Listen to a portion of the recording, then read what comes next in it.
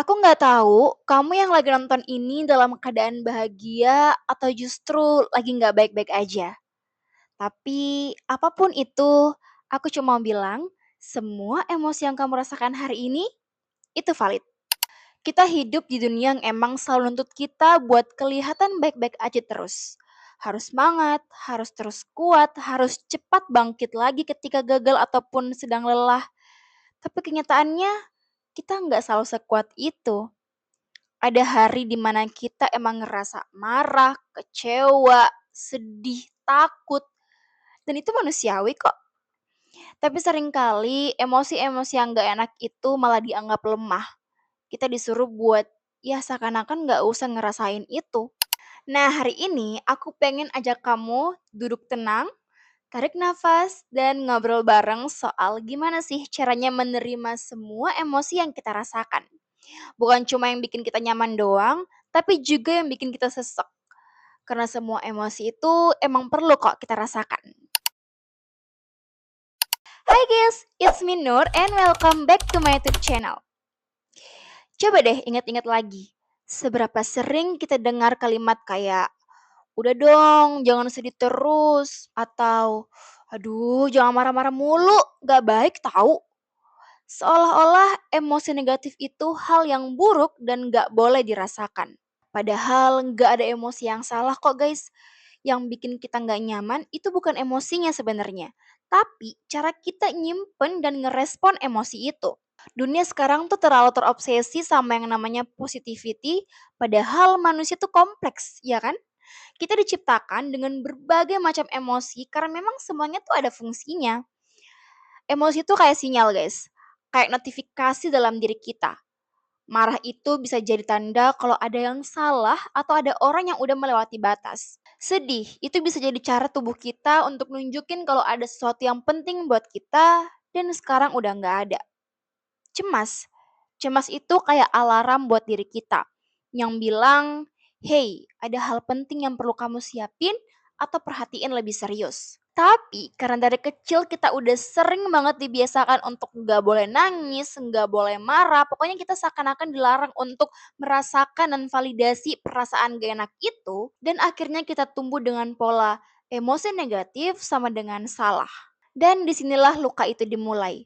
Kita jadi bingung gimana caranya ngerasain emosi itu. Kita diminta untuk selalu nunjukin ekspresi dalam keadaan yang baik. Misalnya selalu tersenyum atau ceria misalnya.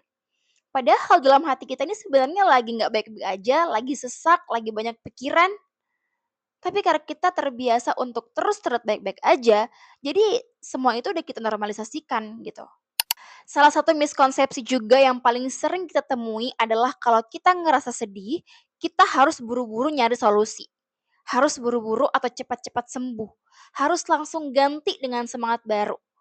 Padahal sedih itu nggak selalu butuh solusi kok. Kadang dia cuma mau dirasain dan divalidasi aja keberadaannya. Karena dalam ilmu bimbingan dan konseling sendiri, ini disebut sebagai emotional awareness atau kemampuan untuk menyadari dan hadir bersama emosi tanpa menghakiminya. Dan ini penting banget karena banyak dari kita yang terbiasa menolak perasaan itu sendiri. Kita pengen buru-buru untuk baik lagi, padahal kita masih belum selesai dengan emosi itu. Contohnya begini, misalnya kamu kecewa karena disakiti teman sendiri. Tapi kamu tahan tuh perasaan itu, karena mungkin takut dianggap lebay atau drama. Kamu sering banget tuh bilang ke diri sendiri, ah udahlah lupain aja, nggak penting juga. Tapi nyatanya, emosi itu tetap ada. Dia cuma nggak dikasih ruang aja. Lama-lama numpuk dan bisa muncul dalam bentuk overthinking, kehilangan semangat, bahkan ledakan emosi di kemudian hari. Jadi, daripada ditahan, daripada di apa ya, dipura-purain aja bilang gak ada apa-apa padahal ada apa-apa, coba deh untuk memvalidasi dan coba untuk rasakan emosi itu. Selain itu, salah satu dampak paling besar dari menolak emosi adalah kita mulai kehilangan koneksi dengan diri kita sendiri. Kita hidup tapi nggak bener-bener hadir. Kita sibuk ngelakuin banyak hal tapi nggak ngerasa apapun. Kita ngerasa kosong, kita ngerasa hampa. Kita ceria tapi hati kita ngerasa ada yang salah. Ketika kita nggak kasih ruang buat ngerasain, kita juga akan kehilangan kemampuan buat ngerti kebutuhan diri kita. Kita jadi nggak tahu tuh apa yang sebenarnya kita lagi butuhin. Apakah istirahat, apakah kita butuh pelukan, refreshing, atau sekedar diam aja dulu untuk ngasih jeda. Kondisi ini sering banget dikaitkan dengan avoidance coping, yaitu strategi menghadapi masalah dengan cara menghindar. Kelihatannya aja kayak kuat, tapi sebenarnya kita sedang rapuh. Karena semua yang nggak kita selesaikan, itu akan terus datang lagi dengan bentuk yang bahkan lebih berat. Jadi gimana dong caranya supaya kita bisa lebih nerima semua emosi yang kita punya? Pertama, kasih izin dulu ke diri sendiri untuk merasa. Kadang kita tuh pengen banget buru-buru sembuh gitu. Kita ngerasa kalau lagi marah atau lagi sedih itu harus cepet-cepet diselesaikan aja kayak, oke udah selesai gitu. Kita harus segera balik jadi versi tenang dan cerianya kita. Tapi kenyataannya guys, nggak kayak gitu. Kadang kita cuma butuh jeda aja dulu. Kita butuh didengerin, bahkan sama diri kita sendiri. Jadi saat kamu lagi marah, nggak apa-apa kok kalau kamu nggak bisa langsung tenang. Cobalah untuk duduk sebentar misalnya, tarik nafas dalam-dalam, dan coba untuk jujur ke diri sendiri. Oke, aku lagi marah dan aku punya alasan kenapa aku ngerasain kayak gini. Sama juga kalau misalnya kamu lagi sedih, lagi takut, lagi kecewa, rasa itu tuh nggak ada yang salah guys. Dan kita nggak perlu buru-buru menghilangkan semua perasaan itu. Cukup kasih ruang buat dirasain pelan-pelan. Kedua, belajar kenali dan kasih nama yang tepat untuk setiap emosi. Karena banyak dari kita yang kalau ditanya, kamu tuh kenapa sih? Ya kita cuma bisa jawab, gak tahu, rasanya kayak gak enak aja. Aku nggak tahu aku kenapa. Padahal sebenarnya kita bisa aja ngerasa kecewa, sedih, atau ngerasa diabaikan misalnya. Tapi karena kita nggak terbiasa mengidentifikasi emosi ini, ya kita nggak tahu ini sebenarnya emosi apa sih yang aku rasain, dan akhirnya semua rasa itu campur jadi satu.